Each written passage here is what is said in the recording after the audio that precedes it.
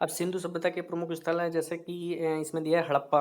Harappa mount गोमरी जिला, ये पंजाब प्रांत में पड़ता है, ठीक है। और इसके जो है दयाराम साहनी जो है उत्खननकर्ता जो है दयाराम साहनी है। मोहनजोदड़ो ये भी लड़काना जिला में पड़ता है, जो पाकिस्तान में पड़ता है।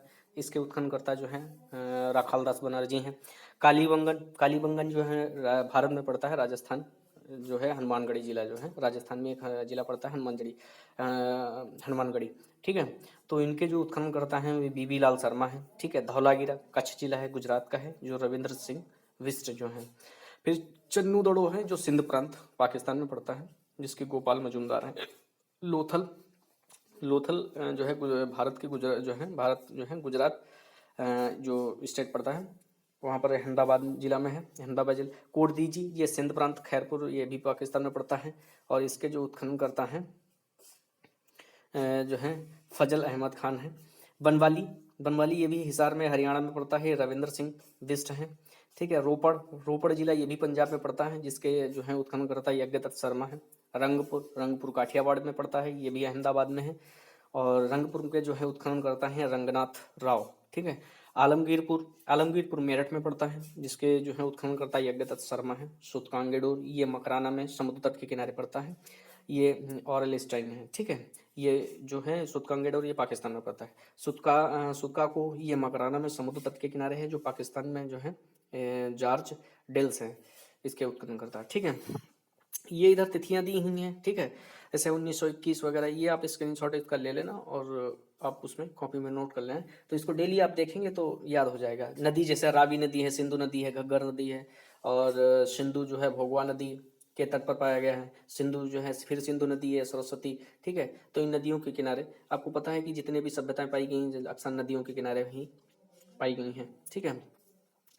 उसके बाद में जैसे हड़प्पा, हड़प्पा के बारे में जो है इसमें जो जानकारी है, पॉइंट जो दिया हुआ है, इसकी खुदाई दयाराम साहनी ने की थी। यह रावी नदी के तट पर पाकिस्तान के माउंट गोमरी जिला में स्थित है। ये पिगट में हड़प्पा और मोहनजोदड़ो को एक विस्तृत साम्राज्य की जुड़वा राजधानी कहा जाता है। ये निम्नलिखित वस्तुएं मिली हैं, जैसे कुम्हार का चाक, यहाँ से कुम्हार का चाक मिला है। चाक को उसको कहते हैं जब कुम्हार बर्तन वगैरह कुछ बनाते हैं, तो एक पत्थर का मतलब पहिया टाइप का होता है, और उसको लगा के घुमाते हैं और चाक बनाते हैं, ठीक है। श्रमिक आवास, श्रमिक मतलब जो लेबरों के, जैसे मतलब जो मजदूर वगैरह रहते हैं उनके आवास मिले हैं। लकड़ी की ओखली मिली, ओखली आप जानते हो धान को कूटने वाली होती है, ओखली उसको बोलते हैं। बहुत से बच्चे नहीं समझ पाते कि ओखली क्या होती है। ओखली पहले जो होती थी, आजकल आपने देखा होगा कि घर में कहीं अदरक कूटने, अदरक वगैरह जब चाय बनती है तो अदरक को पीसने के लिए, कूटने के लिए, छोटा छोटा करने के लिए एक टाइप की होती है, और उसका उससे ही मतलब महीन की जाती है, तो उसी टाइप की होती है। ओखली थोड़ा बड़ी होती है, आप नेट पे डाल के देख लेना ओखली कैसी होती है, ठीक है। फिर RS-37 ये कब्रिस्तान मिले हैं, ठीक है। स्वास्तिक चिन्ह, स्वास्तिक चिन्ह तो आप जानते हो हिंदू धर्म में स्वास्तिक तो सभी को पता होगा, ठीक है। अन्नागार, जहाँ अन्न रखने का स्थान है, वहाँ पर मतलब जैसे आज भी देखा होगा कि मतलब गोदाम टाइप की बनी होती है, तो वैसे अन्नागार में। मातृ देवी की मूर्ति जो मतलब वहाँ पर लोग जो जो पूजा करते थे। लकड़ी का ताबूत, ताबूत जो नहीं बनना होता है, जो पहले देखा होगा कि कहीं लोग शव को दफनाने के लिए पहले उसको ताबूत में रखते हैं, तो वो ताबूत मिला है, ठीक है। हाथी का कपाल, ठीक है, हाथी के कपाल मिला है। स्वास्तिक चिन्ह, ठीक है। चांदी का सर्वप्रथम प्रयोग हड़प्पा सभ्यता के लोगों ने ही किए थे, ठीक है। चांदी का प्रयोग सर्वप्रथम हड़प्पा सभ्यता के लोगों ने किए थे। अब मोहनजोदड़ो के बारे में 1921 यानी 1921, ठीक है। इसकी खुदाई सन 1921 में राखालदास बनर्जी ने की थी। यह पाकिस्तान के लरकाना जिले में स्थित है। यह सिंधु सभ्यता के नदी के तट पर स्थित है, ठीक है। यह सिंधु सभ्यता का सबसे बड़ा शहर है। आप याद रखना कि क्वेश्चन पूछ सकता है कि जो है सिंधु सभ्यता का सबसे बड़ा शहर, तो यही है, सिंधु सभ्यता का सबसे बड़ा शहर है मोहनजोदड़ो, ठीक है। यह मृतकों का एक बहुत बड़ा टीला है, यानी एक ऐसा मतलब टीला जहाँ पे खुदाई हुई तो वहाँ पर देखा कि सारी जो है मृतकों की बहुत सारी मतलब हड्डियाँ अस्थियाँ पाई गई, ठीक है। यह मृतकों का बहुत बड़ा टीला मिला है। यहाँ से निम्नलिखित वस्तुएं मिली हैं, जैसे पुरोहित आवास, पुरोहित मतलब उनको कहते हैं, जैसे मान लिया अपने यहाँ आते हैं जो गेस्ट वगैरह मेहमान, उनको ही पुरोहित बोलते हैं, पुरोहितों के लिए आवास, ठीक है। विशाल स्नानागार, बहुत बड़ा जो है स्नान करने के लिए आपने देखा होगा कि मतलब पहले एक नदी टाइप की बना लेते थे और वहीं पे पानी के स्थान मिल जाते हैं, और बहुत बड़ा जो है मतलब नहाने धोने के लिए आवास टाइप मतलब बना देते थे विशाल। तो उसी को विशाल स्नानागार बोलते हैं। सूती वस्त्र के साक्ष्य मिले हैं, क्योंकि यहाँ से आप समझ सकते हो कि सिंधु सभ्यता के लोग कपास का भी मतलब प्रयोग करते थे, क्योंकि उसी से जो है कपड़े की कपड़े बना सकते हैं। सबसे चौड़ी सड़क भी वहीं से मिली है, ठीक है। साक्ष्य, सबसे चौड़ी सड़क के सभी साक्ष्य मिले। पशुपति शिव यानी भोले बाबा की भी वहाँ पर मूर्तियाँ मिली हैं, इसके भी साक्ष्य मिले हैं। तांबे का ढेर जो है मिला है धातु में। घर में कुआं, यानी जो पहले खुदाई जो हुई तो वहाँ में घर में कुआं भी देखा गया। अन्नागार, जो अनाज को रखने के लिए जगह मिली, ठीक है, जो प्रमाण मिले हैं। स्वास्तिक चिन्ह के प्रमाण मिले। सभागार मतलब बड़े बड़े, जैसे मतलब नहीं, आज देखा होगा कि पहले लोग जो हैं सरपंच वगैरह जब बैठते तो आसपास के लोग, मतलब जब बैठक होती है तो वहीं सभा मतलब टाइप की होती थी, तो वहाँ सभागार भी मिला। कांसे की नर्तकी की मूर्ति, तो इससे ये प्रतीत होता है कि वहाँ के लोग जो हैं डांस वगैरह, जैसे मतलब नहीं आजकल देखो कोई सभा या कुछ ऐसा प्रोग्राम होता है तो वहाँ लोग डांसर बुला लेते हैं तो नाचने, तो इसने कांसे की नर्तकी में मिली है, ठीक है। तो इससे मतलब सोच सकते हैं कि वो लोग ये काम भी करते थे, ठीक है।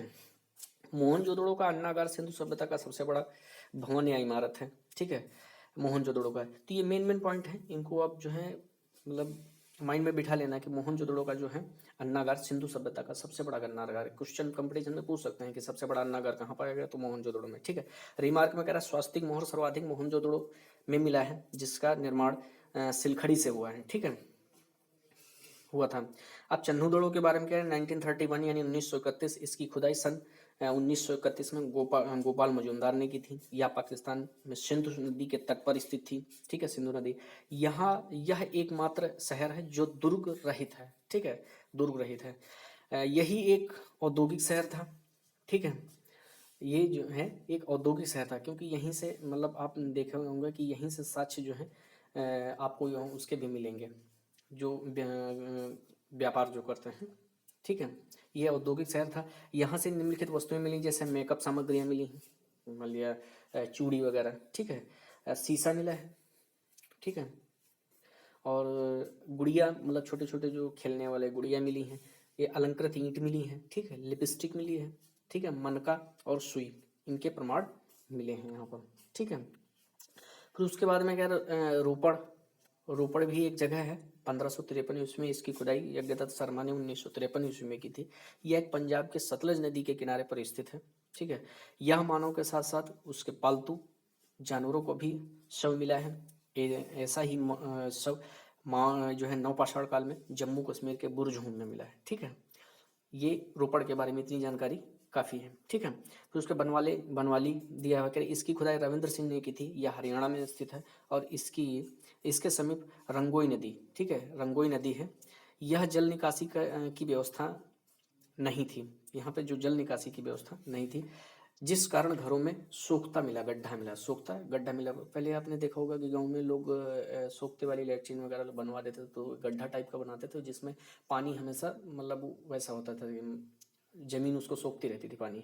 तो वैसे ही वो लोग गड्ढा बना देते, क्योंकि घर में जो है जल निकासी की व्यवस्था नहीं थी। क्योंकि आप समझते हो कि जैसे मान लिया कोई भी है घर में, अगर जिस घर में रह रहा है तो उसमें पानी का निकास कहीं ना कहीं होना चाहिए, और नहीं होगा तो फिर कहीं ना कहीं उनको गड्ढा खोदना पड़ेगा, ठीक है। यहाँ की सड़कें टेढ़ी मेढ़ी थी, ठीक है। पहले आपने देखा होगा कि जो सिंधु सभ्यता में लोगों की जो खुदाई जो हुई थी, तो वहाँ पे सड़कें कई जगह जो है सड़कें सीधी वैसी पाई गई हैं, मतलब 90 डिग्री पे एंगल से। मान लिया जब हवाएं चलती तो सड़कें अपने आप साफ हो जाती थी, ठीक है।